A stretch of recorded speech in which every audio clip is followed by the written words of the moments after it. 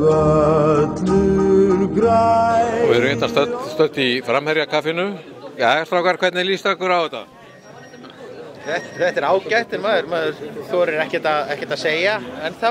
Við erum hættir að vera konungar seinni hálfleiksins, sýnist manni, þannig að við skorum alltaf 2 mörk, við skorum 2 mörk hverjum einasta leik og alltaf í seinni hálfleik, þannig að þetta verður alltaf leik.